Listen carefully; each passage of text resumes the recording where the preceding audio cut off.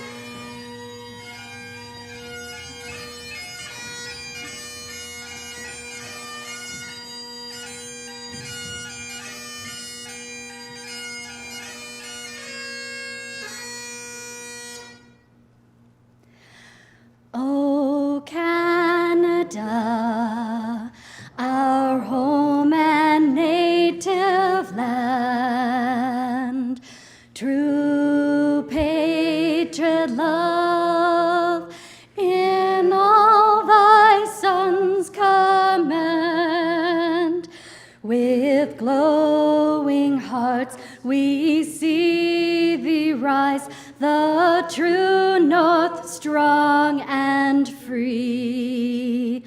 From far and wide, O Canada, we stand on guard for thee. God keep our land glorious and free. O Canada, we stand on guard for thee. O Canada, we stand on guard for thee.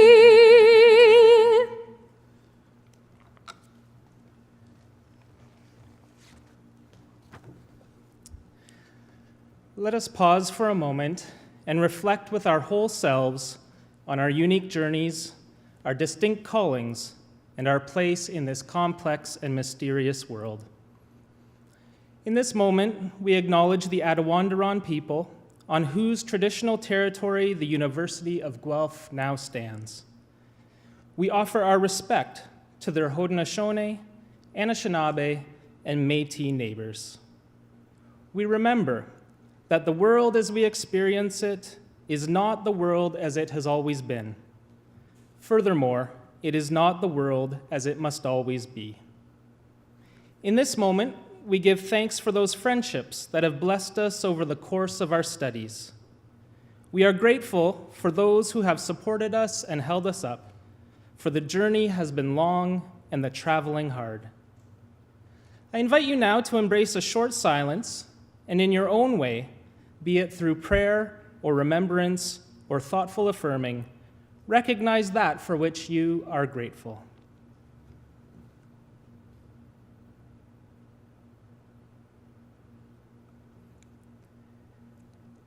And as we open ourselves to a new season of life, may the knowledge that we have attained here be coupled with wisdom, colored with compassion, and marked with humility.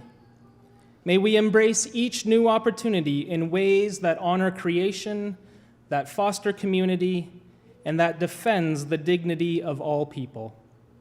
And may the mystery of life and each new moment bring us laughter and delight as we seek to be agents of grace and peace and hope for this world. Amen. You may be seated.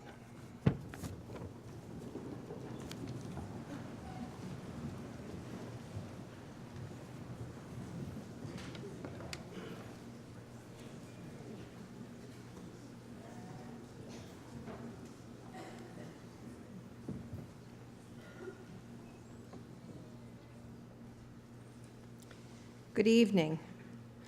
I am delighted to officially open this 2017 University of Guelph Convocation ceremony and welcome every one of you. President Vaccarino, members of the board, honorary fellows, faculty, staff, family and friends of the graduates. Today, as we celebrate the achievements of our graduating students, I'd like to offer a particular welcome to our convocation speaker, Evie Odemat, who will be introduced to you shortly. My name is Martha Billis, and I have the honor of serving as Chancellor here at the University of Guelph. And what an honor it is to be here today, back at the University of Guelph, my alma mater.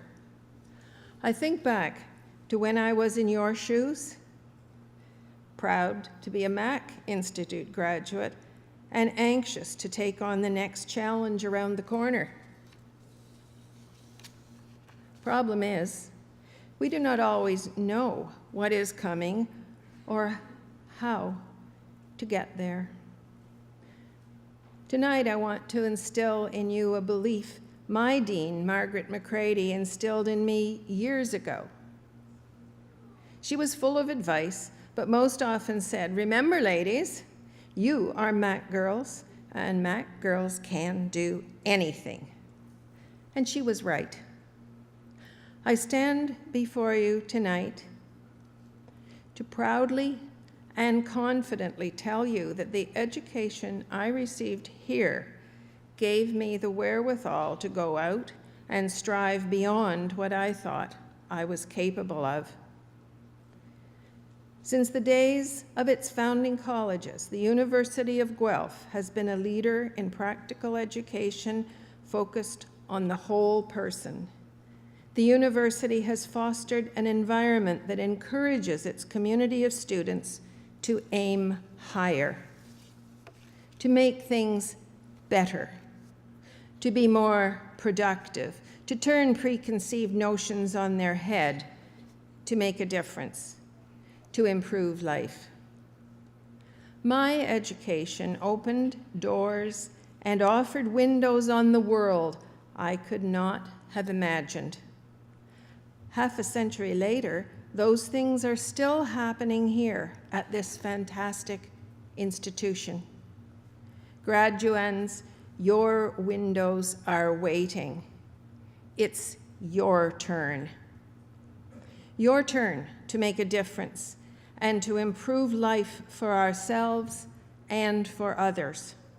I know you can do it because you are, after all, a University of Guelph graduate, and you can do anything. Good luck to you all, and thank you.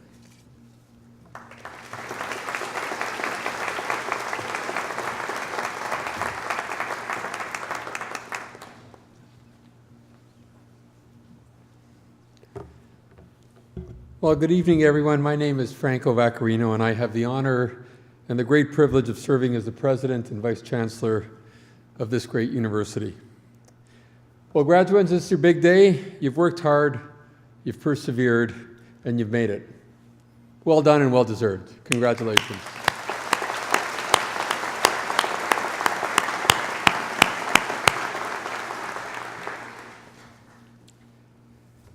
Think fast.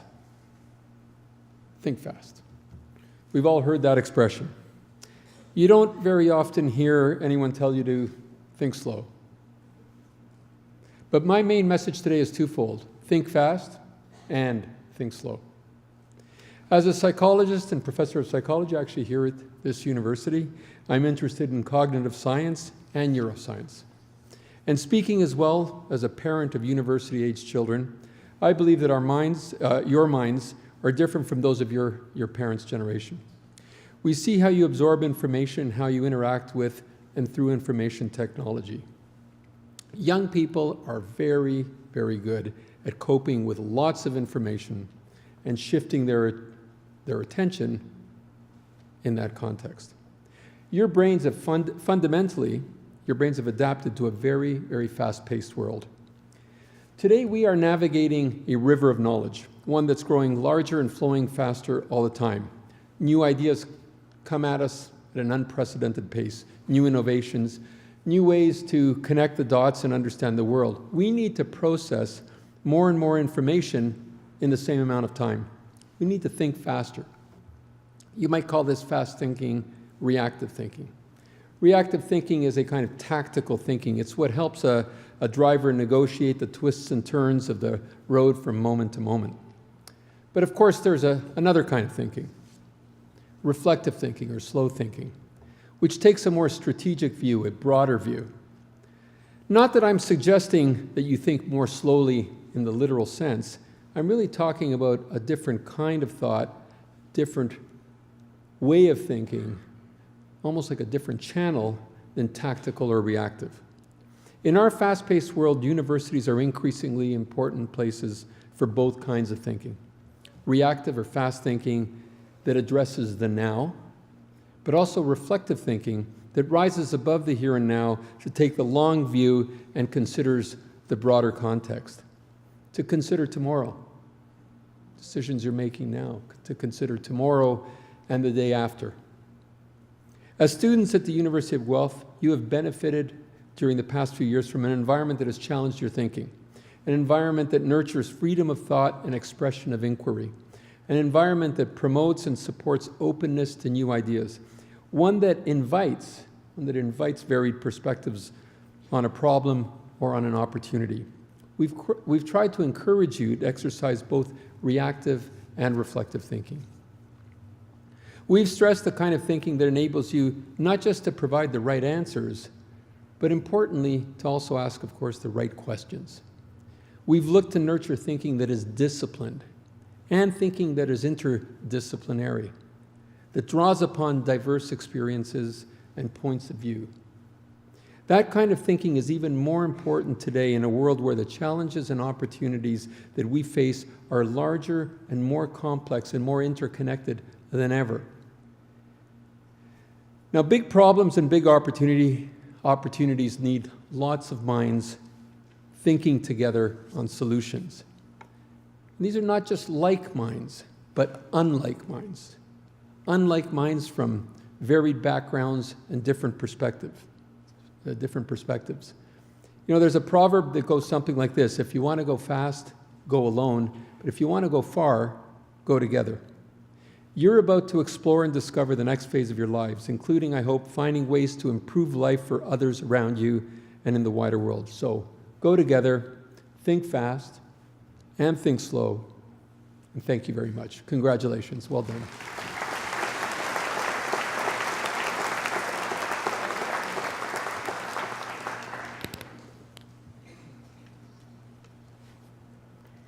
I am pleased to invite Eve Adome, Assistant Professor and Faculty Advisor in the Department of Economics and Finance, to now give the convocation address.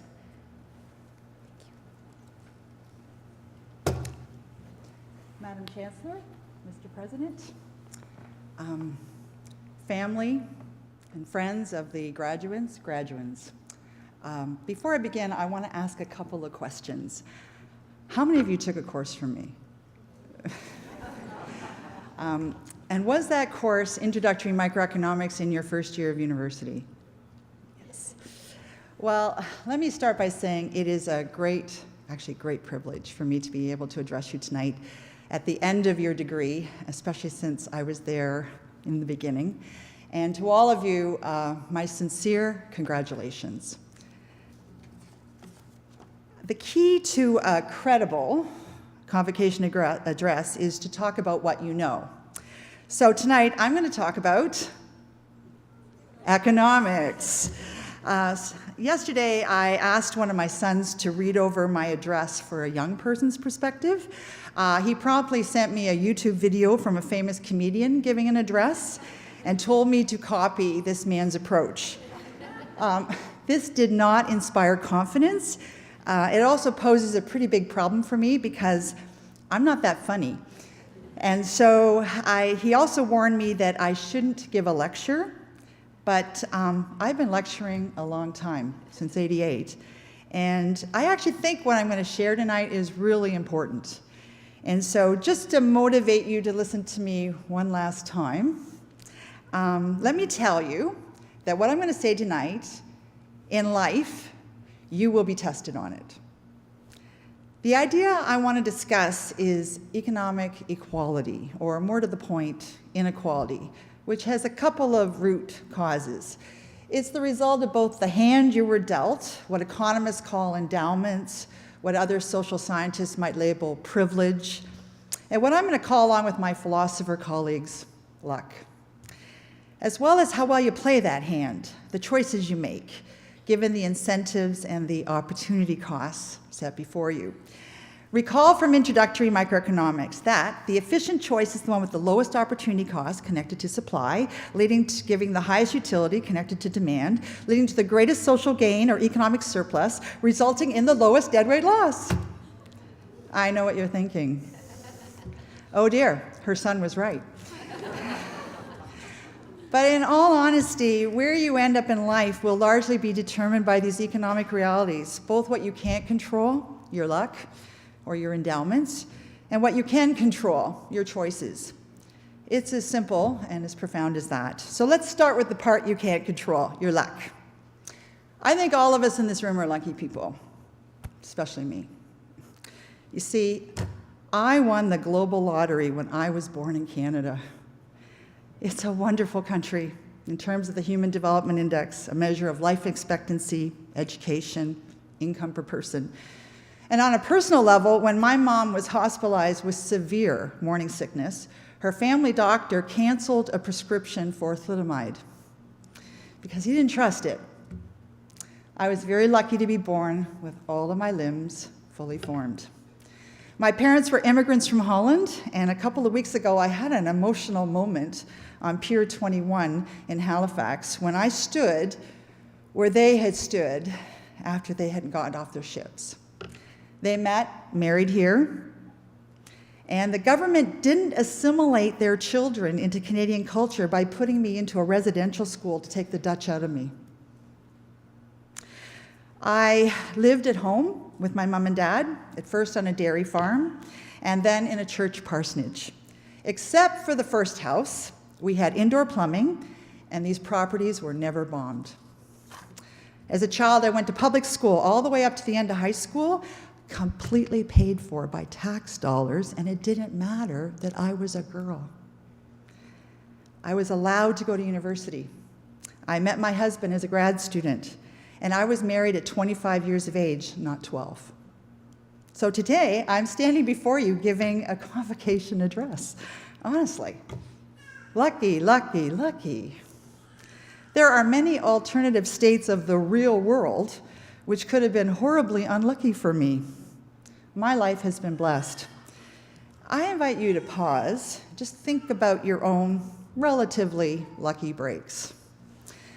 I know we've heard the adage, the harder I work, the luckier I get, which is quite catchy, but not quite right, because it's also true that the way to a small fortune is to start with a large one.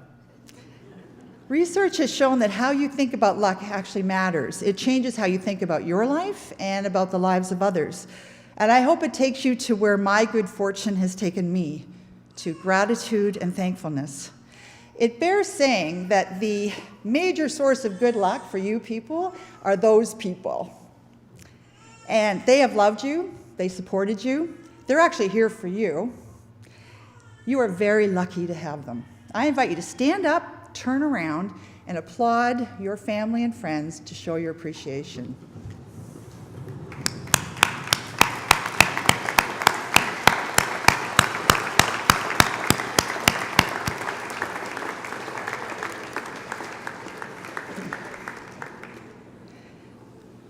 So we've established that we're lucky. What next? Guilt? I don't think so. It isn't your fault. You were lucky. And that doesn't seem in keeping with my sunny exhortation to be grateful and thankful. Instead of feeling guilty, I hope your luck brings you to what I will call the duty of generosity. After all, you didn't deserve to be lucky, just as others don't deserve to be unlucky. It is not their fault that they are refugees fleeing a war-torn country, that they were damaged by drugs taken by their mothers during a pregnancy, that the government took them from their families and subjected them to cultural genocide and abuse, or that some families actually harm rather than help their children. As a lucky individual, you can afford to be benevolent. Giving of your time and wealth to help others is a sign you truly understand your lot in life. To whom much is given, much is required. And when you are generous, it actually gives you what economists call the warm glow effect. So there's actually something in it for you. It really feels good to be a giver, and there's no shortage of good causes for you to give to. However, I think the most effective way to help unlucky people have a change of luck is to work through governments, through such institutions as schools, hospitals, the legal and justice system to help the less fortunate. Our greatest efforts may be together as a civil society than separately as individuals. Now, we have to make sure governments get this right. Let me repeat this. It's important. We have to make sure governments get this right because they can get it horribly wrong. For example, from 1958 to 1962, around the year of my birth, the Great Leap Forward in China was a very devastating economic policy with a death toll of at least 18 million Chinese people, about half the population of Canada. The current situation in Venezuela demonstrates that poorly conceived socialist policies that make people equal but poor are very bad policies and lead to all kinds of despair.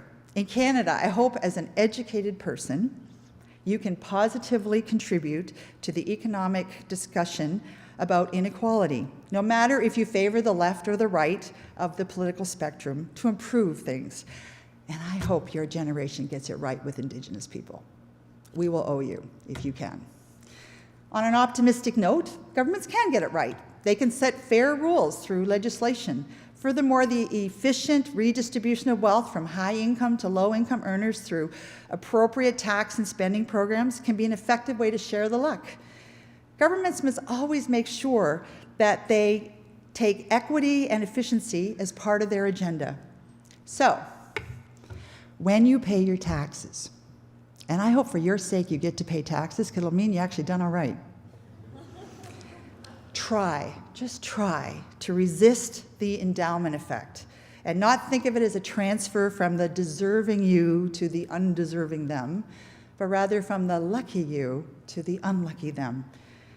Government policies, when done right, are not a form of robbery, but a way to create a country of lucky citizens. Wait a second. Am I saying that if you work hard, that you shouldn't reap the rewards of your efforts, that everyone, no matter who they are, what they've done, should make the same amount of income? No, I'm not saying that. Time to talk some more about economic efficiency and the role of the free market. People are different. They want different things. People also make choices, and those choices have different costs and benefits. You've already made some big choices. You're graduating with a degree with a particular major from the University of Guelph. Now you have time, you're going to make new choices. Some of you are going on to more education, others to the labor market. Some of you want to be rich, and you hope to do this by using your talents, your skills, your knowledge, your networks, and your willingness to work very, very hard, all of which has a genetic component. So there's luck, but nonetheless, you're willing to pay the price for that income. You might do this by becoming an entrepreneur and experience tremendous risk, and you just hope you're on the upside of the reward distribution. On the other hand, some of you are thinking, no way. I want more leisure, time to travel, spend time with friends and family, a simpler, less income-driven, less materialistic lifestyle. While at Guelph, you may have found the love of your life, which leads to more choices. Do you want to marry and or have children? How many children? You have to decide how much investment you want to put into these people. If you're a woman especially, you will have to decide, do you want to bear children, and what will that mean for your employment path? Part-time, full-time, high-stress job, low-stress job, choices, choices, choices. Each with an opportunity cost and each with a marginal benefit. In life, you will have to make trade-offs because, no, wait for it, you cannot have it all. As Robert Frost so eloquently said, 2 roads diverged in a yellow wood, and sorry, I could not travel both. These paths will have divergent outcomes. At retirement, lives look very different because of the consequences of choices, and they may not be equal in terms of income, which is actually only one dimension that gives happiness in your utility function. This inequity is perfectly fine because it's by choice and not by chance. And now I've hoped you've learned how to make good choices, to optimize as a problem solver. Here's a quick refresher. You want to maximize your utility or happiness subject to your constraints. In other words, you need to know yourself, know your costs, and find the tangency. If you must, use calculus. Now, I doubt you will have to use calculus, but here at Guelph, you have practiced solving lots of problems, both in the rigor of the classroom and in the ebb and flow out of it. This practice can only help you as you face the future. Let's think about costs and benefits. To make the best decision possible, you need to discipline yourself, to critically assess the true costs of each of your options. Think them through. And here, public policy will again play a role. Even with respect to making choices, governments are important because tax and spending programs change incentives, and that changes behavior. For example, income splitting versus generous maternity benefits drastically changes whether or not it's worth it for mothers of young children to actually stay in the labor market. Some costs are sunk, but most costs are relevant, so be strategic. Get the best information possible when you have to make important decisions. Retirement is a long way off, and you need to at least try to prepare for a rapidly changing economy. By the way, good for you for not graduating in a recession. Lastly, think about what will make you happy now and the you in the future. There's lots of research on how people go through a life cycle. What I'm asking of you as a graduate is to be thoughtful in the academic sense of the word, full of thought. Then be as happy and as content as you can be. You did the best you could with who you are and what you had. I wish you a life with no envy and no regrets. So, equality and inequality has two major components: luck, choices, that can look quite entwined. Try to be objective in untangling the lucky part and hold on to it with open hands. I read one convocation address by a very famous person who will remain nameless, the following admonition: life's not fair, get used to it. Please don't. Do not get used to unfairness. A fair system in terms of equity and efficiency is a goal we as a society should strive for. Hold governments accountable to this ideal. When life's not fair, work for intelligent or thoughtful change. Our choices today will lead to either a lucky or an unlucky society tomorrow for your children. While this is not a religious service, it is a ceremony that marks the end of one era and the beginning of another, and I want to leave you with a benediction of sorts. This is my wish for you as a Guelph grad. May your perspective make you grateful. May your heart make you generous. May your mind make you wise. And good luck.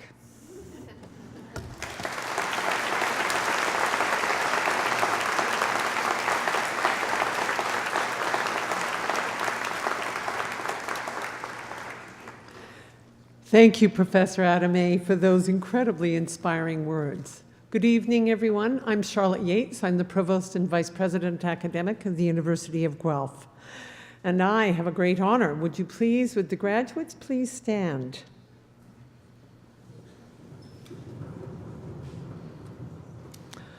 I have the honor to present to you, Madam Chancellor, these scholars who have fulfilled the statutory requirements laid down by the Senate of the University of Guelph that they may be admitted to their various and several degrees.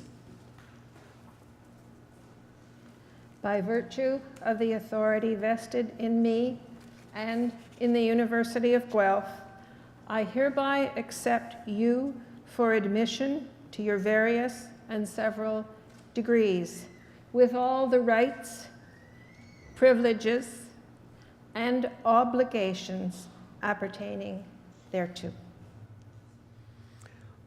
Will members of the graduating class please be seated?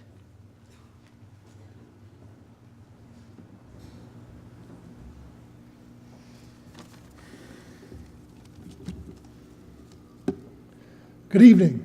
My name is Ben Bradshaw, and I am the Assistant Vice President of Graduate Studies at the University of Guelph. As such, I'm doubly delighted to witness convocation today. Firstly, I'm delighted to see some of our 2,500 graduate students complete master's and doctoral degrees, following what can constitute years of determined study and research. Secondly, I'm delighted by the thought that some of these newly completed undergraduates might return to the University of Guelph to complete a graduate degree with us.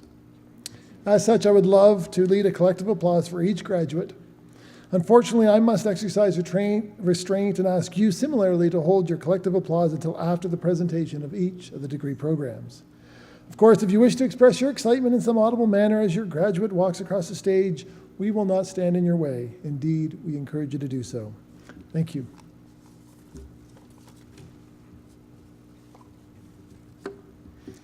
Madam Chancellor, Mr. President, I have the honor to present to you these scholars from the College of Business and Economics that they may be admitted to the degree of Doctor of Philosophy.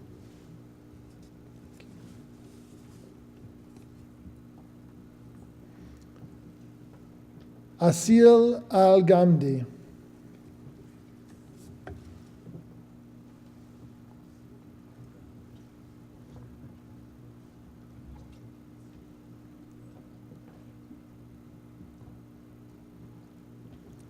Mustafa Karuglu.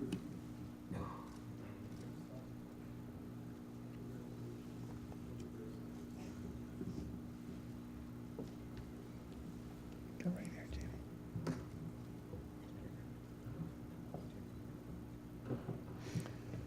Jamie. Jamie Lee.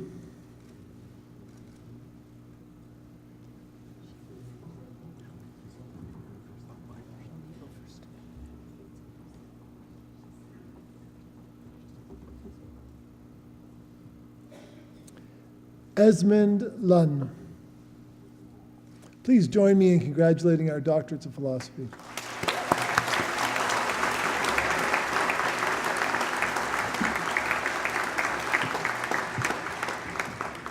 Madam Chancellor, Mr. President, I have the honor to present to you these scholars from the College of Business and Economics, that they may be admitted to the degree of Masters of Arts in Leadership.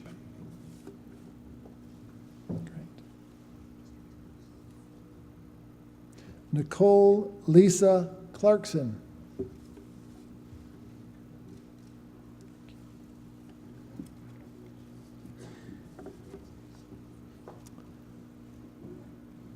Luce Marie de Villa.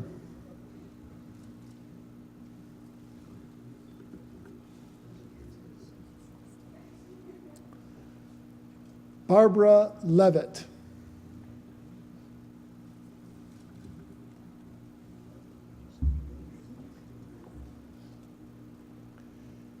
Ian Douglas Morehouse.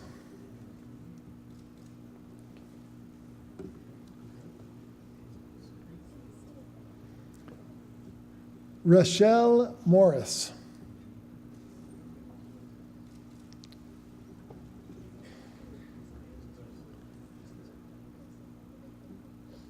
Grant Donald Woodcello.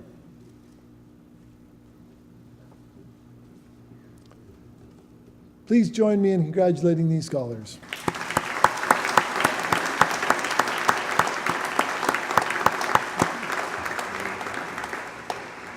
Madam Chancellor, Mr. President, I have the honor to present to you these scholars from the College of Business and Economics, that they may be admitted to the degree of Master of Science.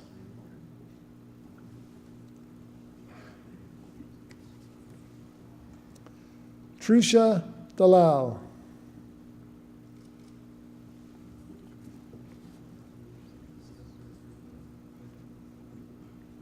Yan Jing Chu.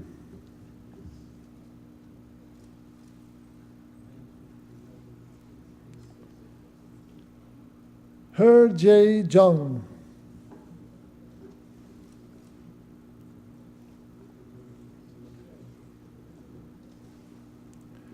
And U Ling Jia. Please join me in congratulating these four scholars.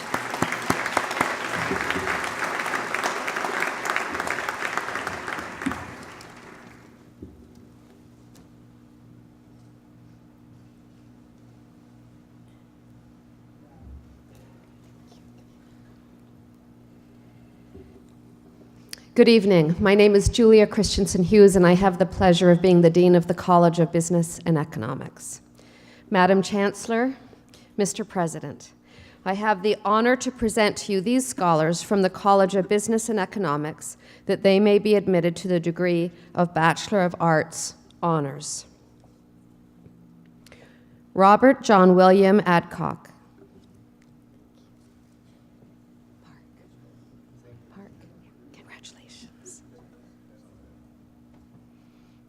Alexandra Victoria Park Hegarty, with distinction.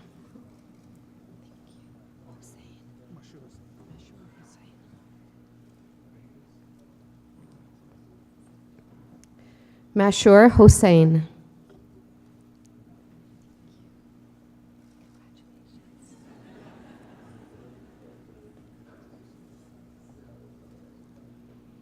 Sean Justin Leslie.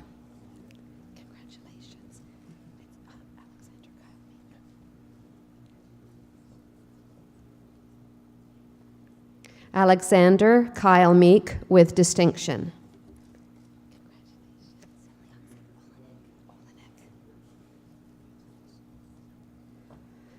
Emily Oksana Lisa Olenek with distinction.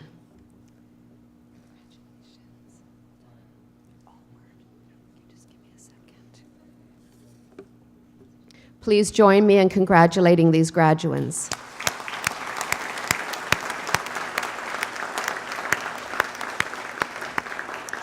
Madam Chancellor, Mr. President, I have the honor to present to you these scholars from the College of Business and Economics that they may be admitted to the degree of Bachelor of Commerce. Brendan John Allward.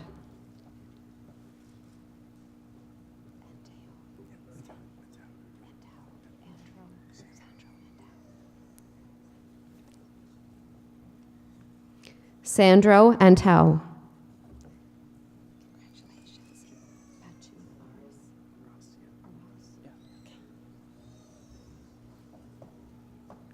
Batu Aras.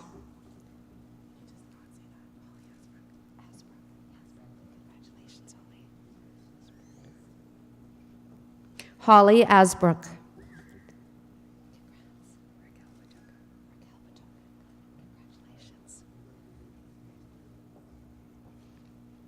Raquel Batoka with distinction.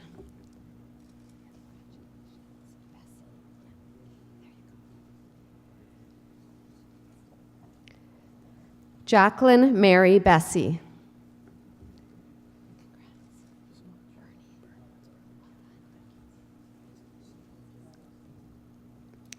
John Kevin Burney.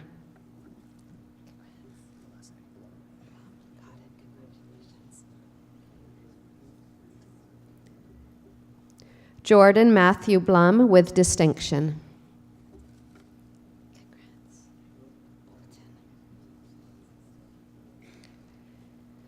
Jacob Grant Free Bolton.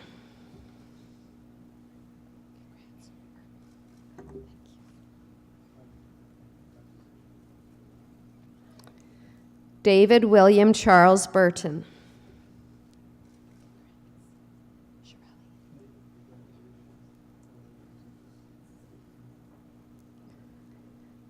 Daniel Joseph Shirelli.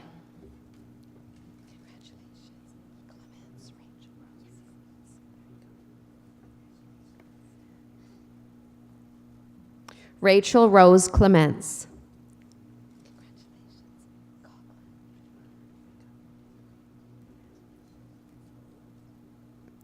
Jessica Coughlin.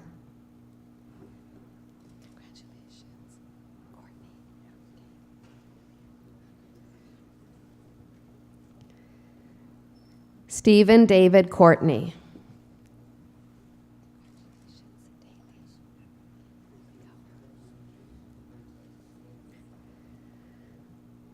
Patrick Norman Daly.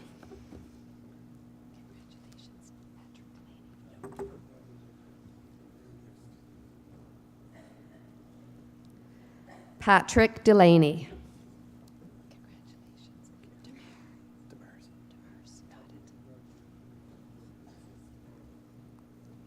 Michael Joseph Demers.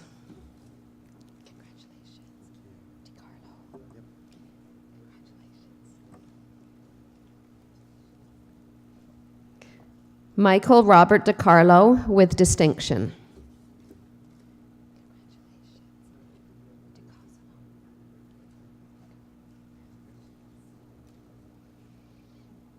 Frank DeCosimo.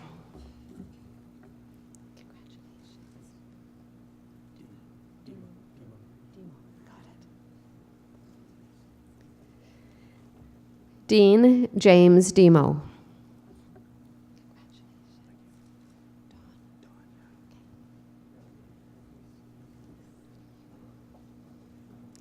Stephen Frederick Don.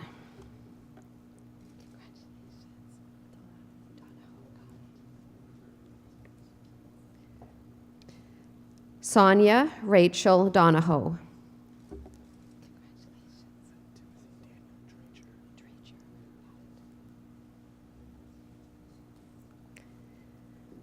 Timothy Daniel Dreger.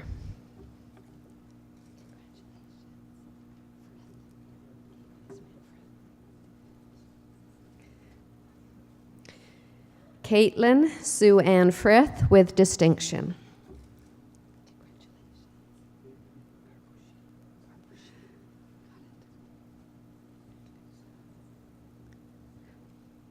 Christopher Garbushian.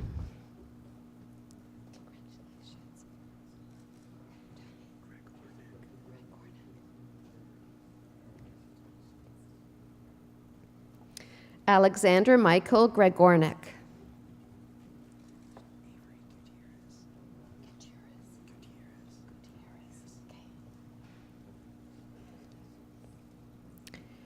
Avery Jared Gutierrez.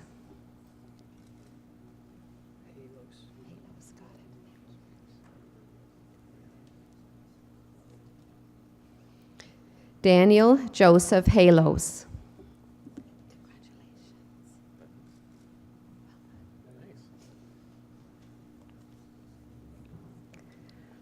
Calvin Maxwell Holland. Do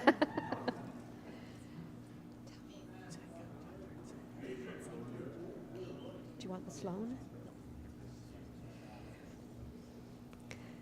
Tyler Idzenga.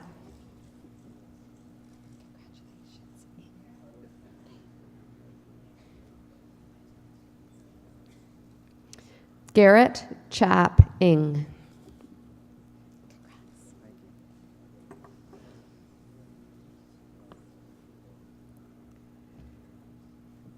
Skylar Johnson.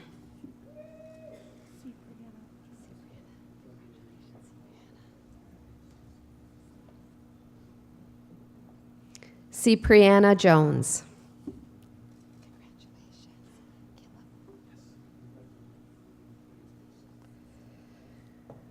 Brendan Joseph Killip.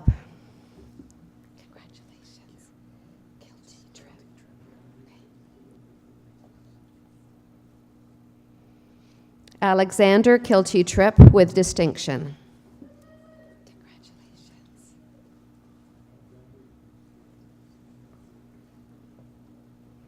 Christopher Corey King.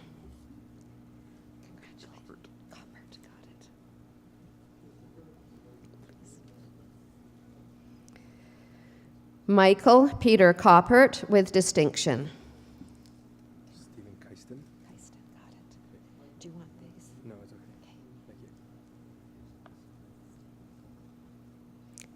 Stephen Keiston. Congratulations, Mr. Do you want all of them?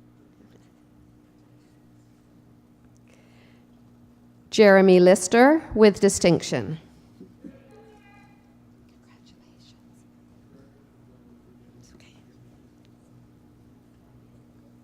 Branson Lowe with distinction.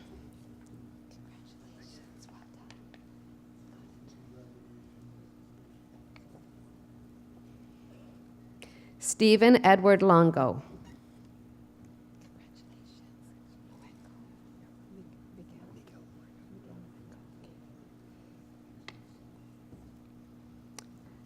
Miguel Luengo.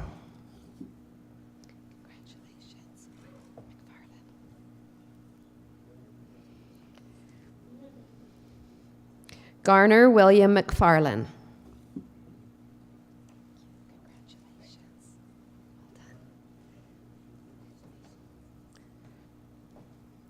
Dylan John McKay with distinction.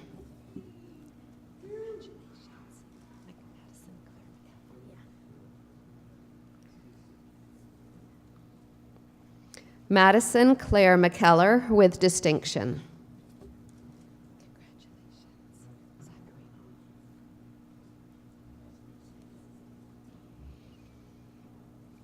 Zachary Ma.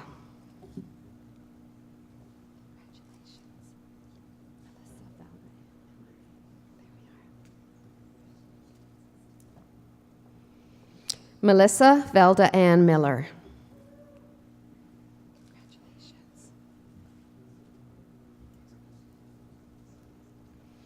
Hayden John Michael Murphy.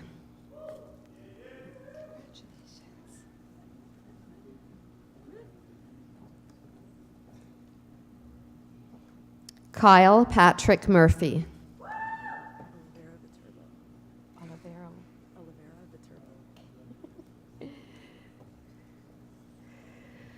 Susanna Claudia Oliveira Viterbo.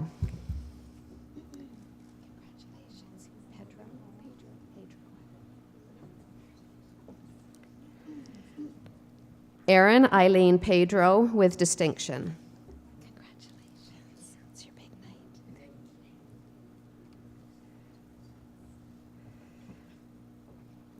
Alice Penny. Congratulations, Phelan. Sorry.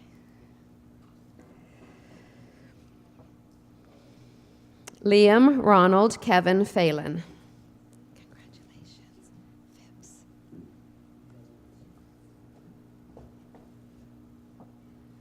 Adam Thomas Phipps.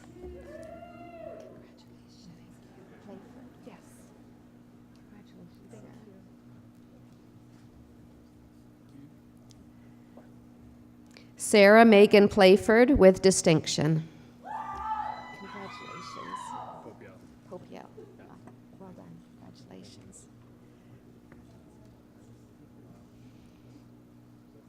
Martin Robert Popiel.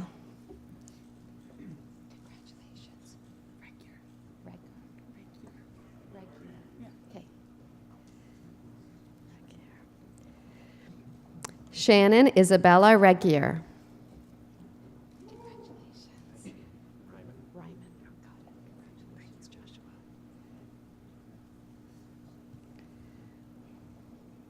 Joshua Max Ryman. Congratulations. Riolo? Yes, Riolo. Got it. Thomas Daniel Riolo.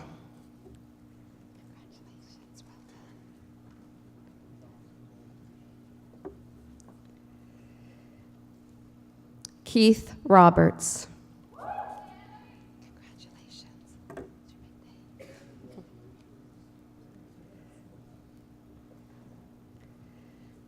Andrew James Sharp.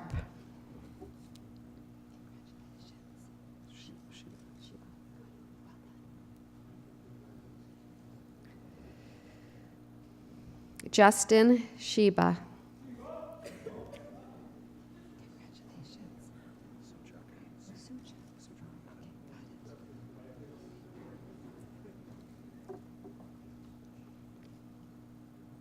Mitchell Ryan Suchuk. Congratulations.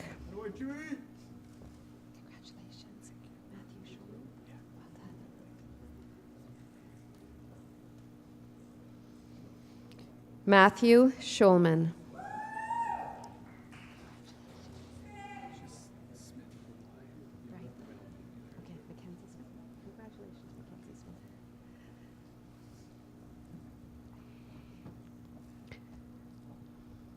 Mackenzie Smith.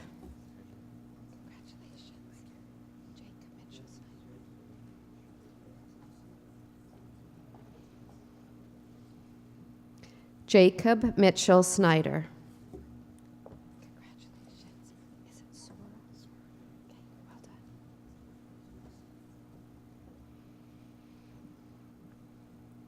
Christopher Martin Sora.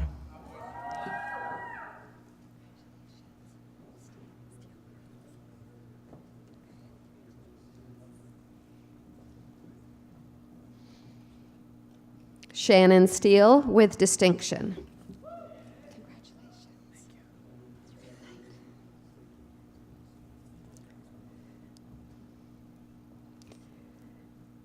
James Stevens. Congratulations. Treadwell. Got it. Well done.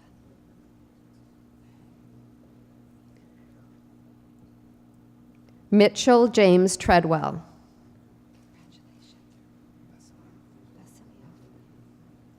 Is it Nick? Yeah.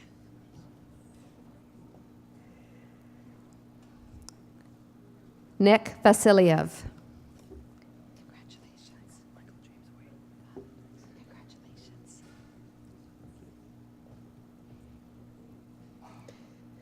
Michael James Waite.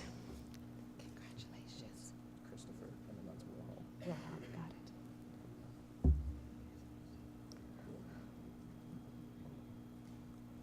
Christopher Matthew Wilhelm. Congratulations. Well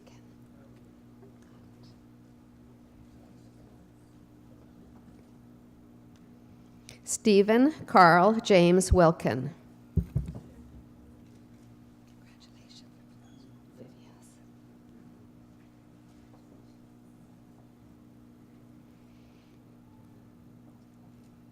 Kevin Vivias with distinction.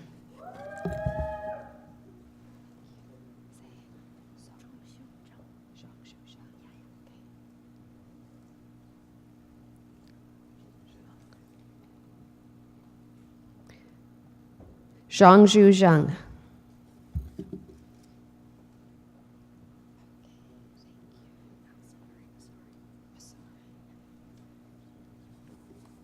Congratulations to all of these graduates.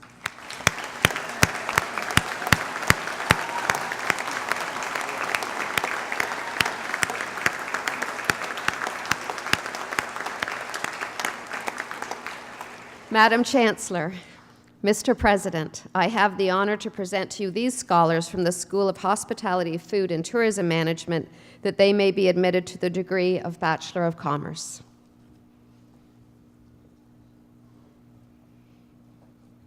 Alison Marie Musari.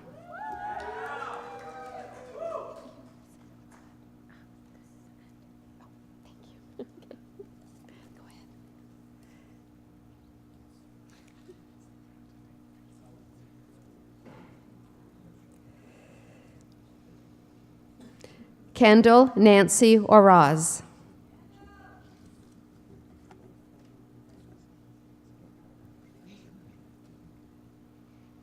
Please join me in congratulating all of these fabulous graduates.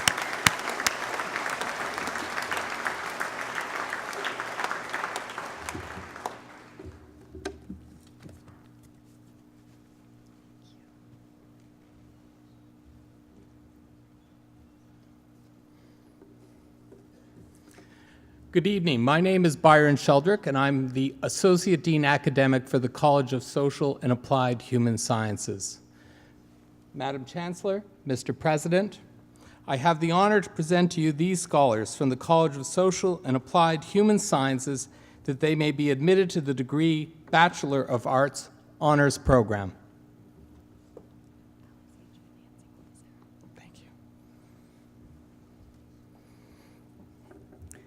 Alexandria Nancy Baldessaro.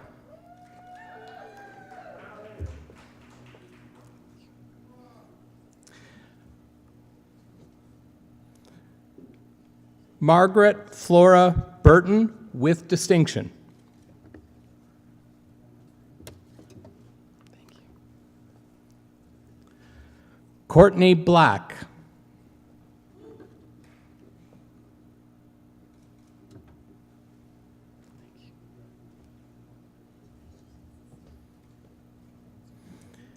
Chelsea N. Capstick with distinction.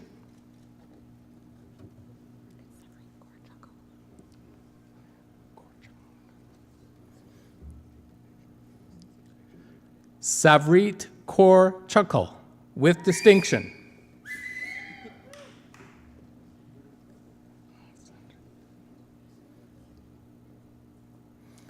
Alexandra Nicole Cripps.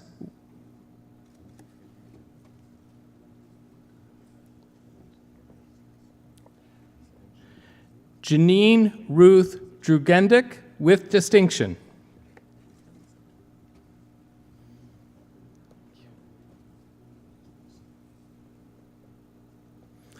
Catherine Grace Dunn.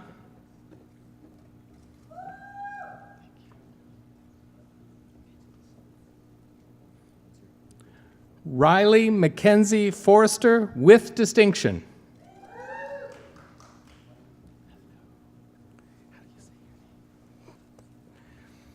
Emma Franklin.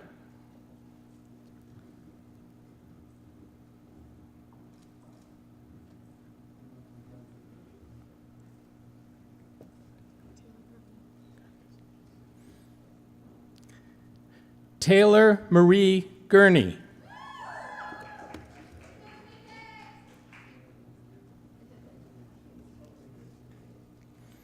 Sarah Jane Howe with distinction.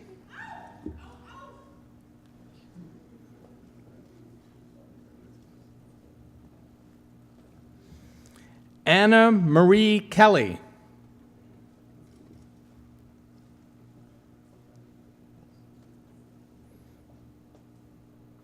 Nicholas Labuda.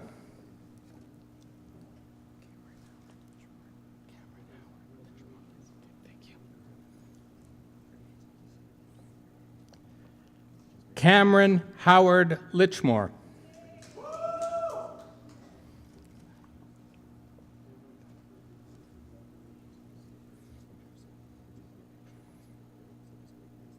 Stephanie Ann Little.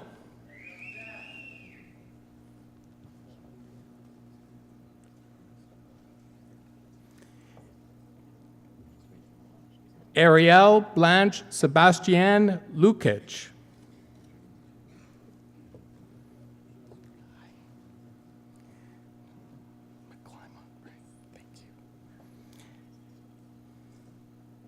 Jenna Catherine McClymont, with distinction.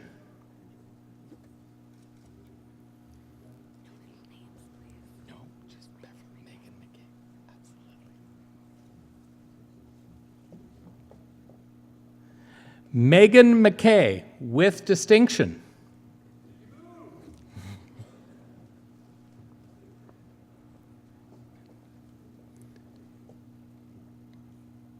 Bethany Michelle Meunier.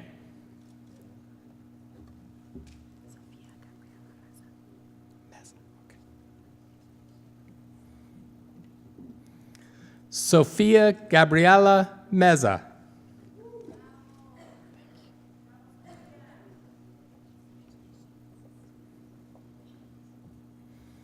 Sarah Marie O'Mara, with distinction.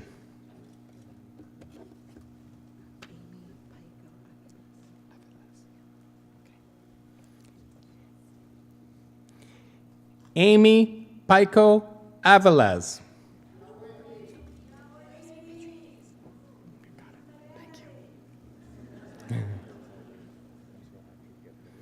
Rosie Petrides.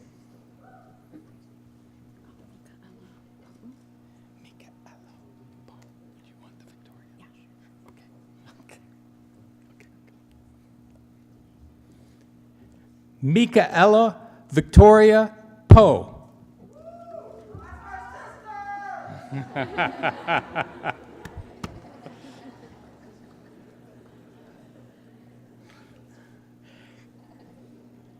Casey Colette Schnarr, with distinction.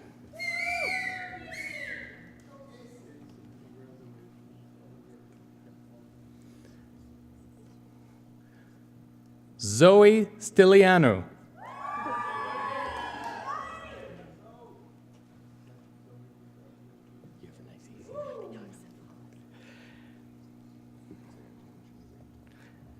Jessica Barbara Taylor.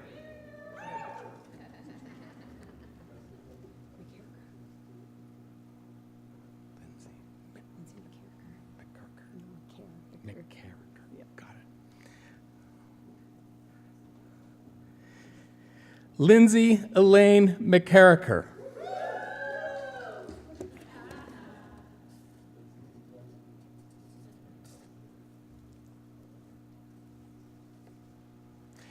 Ladies and gentlemen, please join me in congratulating this group of outstanding scholars.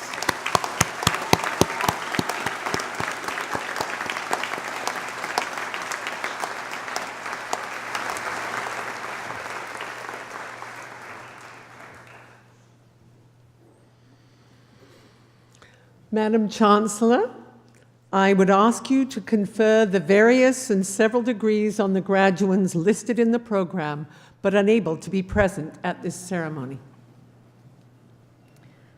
By virtue of the authority vested in me and in the University of Guelph, I confer the various and several degrees in absentia on the graduands not present.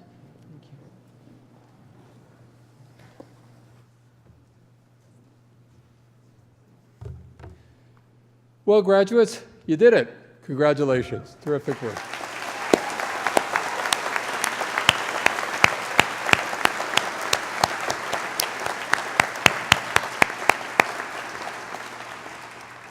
Well, let me take this opportunity to welcome all of you to the Griffin alumni family, a growing family. This week, more than 3,400 new graduates are joining that family. University of Guelph alumni now number more than 125,000 grads around the world. Now, as you can imagine, we are all very, very proud of your accomplishments here at the University of Guelph, and really do look forward to seeing how the foundations that you've developed here as a student will continue to support you in the years to come and in your future. We want to celebrate your achievements and your successes, and do hope that you'll stay in touch. And remember that you're always welcome here. So graduates, you've made many memories here, I'm sure, including today's ceremony. And remember this as well, you are a student for a short time, but a Griffin forever. Congratulations. Well done.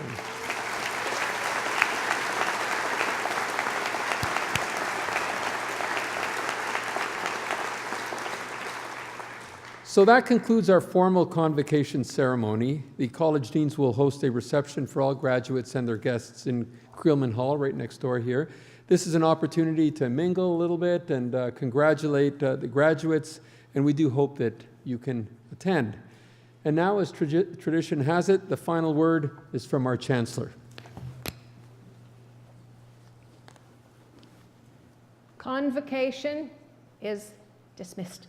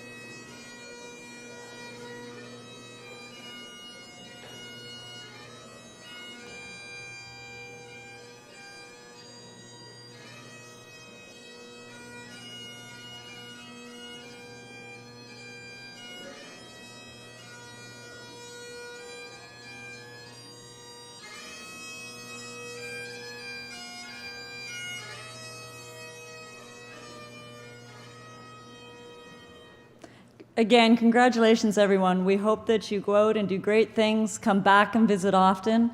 Enjoy some time with your family and friends outside, get some great photos for memories, and we ask one thing is that you return your lovely gowns and hoods to the tent before you go to the reception, please. One more time, you did it. Woo!